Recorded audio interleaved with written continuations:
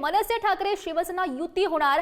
मनसेच्या मेळाव्यात राज ठाकरे यांनी पुन्हा एकदा हे युतीचे संकेत दिलेले आहेत। आम्ही दोन्ही भाऊ एकत्र आलो, मग तुम्ही का भांडताय? राज ठाकरेंनी कार्यकर्त्यांना हा सवाल विचारला। मतभेद विसरा, निवडणुकीच्या कामाला लागा। राज ठाकरेंनी मनसैनिकांना हे आदेश दिले।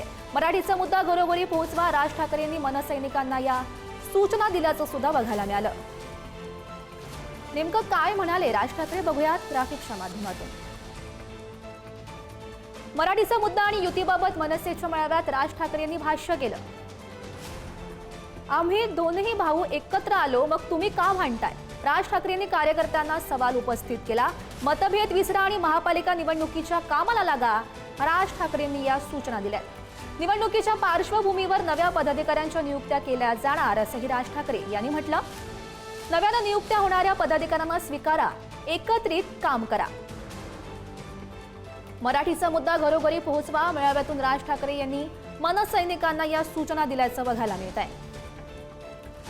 काही महत्त्वाच्या सूचना या साहेबांनी आज आपल्या सर्वच पदाधिकाऱ्यांनी केलेल्या आहेत। आणि त्या सूचनांमध्ये सगळं संघटनात्मक दृष्टिकोनातून काय करायला पाहिजे त्यासाठी ह्या सूचना होत्या। त्यासाठी गटाध्यक्षांसाठी सूचना होत्या, BLA नेमण्याबाबत सूचना होत्या, सोबतच विभागाध्यक्ष, शाखाध्यक्ष, उपविभागाध्यक्ष, महिला पुरुष यांना काही त्यांनी सूचना केलेल्या आहेत, जेणेकरून येणारी निवडणूक आपण उत्तम तयारीनिशी सामोरी जाऊ अशा प्रकारच्या सगळ्या सूचना होत्या। मुळात असं आहे की साहेबांनी येणाऱ्या ज्या महानगरपालिकाच्या निवडणुका आहेत त्या निवडणुकीच्या दृष्टीने तयारी करण्याचे आदेश हे साहेबांनी दिलेले आहेत आणि त्याप्रमाणे आम्ही कामाला लागलेलो आहोत। मतदार यादींवर कसं काम करायचं, BLAंची नेमणूक, गटाध्यक्षांची नेमणूक कुठे राहिली आहे, त्या गटाध्यक्षांकडनं काय कामाच्या अपेक्षा आहेत, उपशाखाध्यक्षांना काय, या संदर्भातलं सविस्तर मार्गदर्शन साहेबांनी केलेलं आहे आणि त्याप्रमाणे आम्ही कामाला लागलेलो। मला वाटतं राजसाहेबांनी उत्तम असं मार्गदर्शन केलं।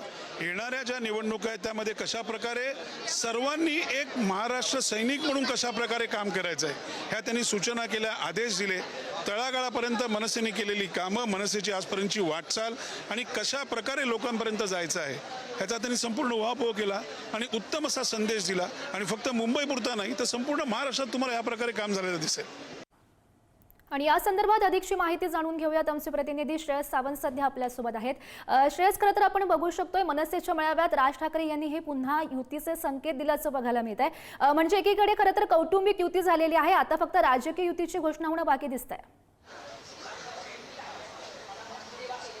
खरं तर आपण बघू शकतो तर मनसाध्यक्ष राज ठाकरेंनी 3 प्रामुख्याने मुद्दे यावे म्हणून दाखवले। त्याचा पहिला मुद्दा म्हणजे 20 वर्षांनंतर आम्ही 2 भाऊ एकत्र एका मंचावर येऊ शकतो, तर तुम्ही तुमचे मतभेद विसरा आणि कामाला लागा, म्हणजे कुठे ना कुठे एक वेगळा दृष्टिकोन त्यांनी द्यायचा प्रयत्न केला आहे।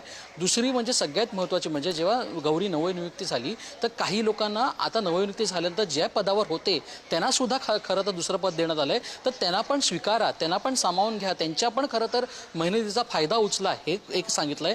त्यासोबतच मराठी भाषा संचार हा घरोघरी करा असं देखील मनसाध्यक्षांनी सांगितलं आणि त्यामुळे कुठे ना कुठे महापालिका निवडणुकीच्या कामाला लागा। मतदार यादी जी आहे ती सगळ्यात महत्त्वाची आहे, ती यादीवर खऱ्या अर्थानं कामं करा, कारण कुठे ना कुठे आपण बघू शकतो तर मतदार यादीचं वक्तव्य अनेक लोक करताना दिसत आहेत, त्याचं सुद्धा एक वक्तव्य केलं। मात्र 20 वर्षानंतर ठाकरे बंधू आम्ही एकत्र येऊ शकतो, तर तुम्ही तुमच्या गोष्टी ज्या आहेत पक्षातल्या त्या सुद्धा मतभेद विसरू शकता आणि एकत्र येऊन कामाला लागू शकता, असं देखील त्यांनी महत्त्वाचं वक्तव्य केलं। तर कुठे ना कुठे एक नवी संजीवनी मनसे अध्यक्ष राज ठाकरे यांनी आपल्या सैनिकांना दिली आहे। एकंदर पाहायला गेलं तर मुंबई महानगरपालिकेच्या निवडणुकीचं पुढे युती होईल की नाही होईल हे ते ठरवतील, हे ते दर भाषणात सांगतात, त्यामुळे तुम्ही त्याची काळजी करू नका हेही त्यांनी त्याच्यात सांगितलं। पण कुठे ना कुठे आता तुम्ही कामाला लागा आणि कामाला त्या ताकदीने लागा की आपला पक्ष यांच्या वक्तव्याचे राजकीय वर्तुळात नेमके काय पडसाद उमटतायत हे बघणं महत्त्वाचं ठरेल।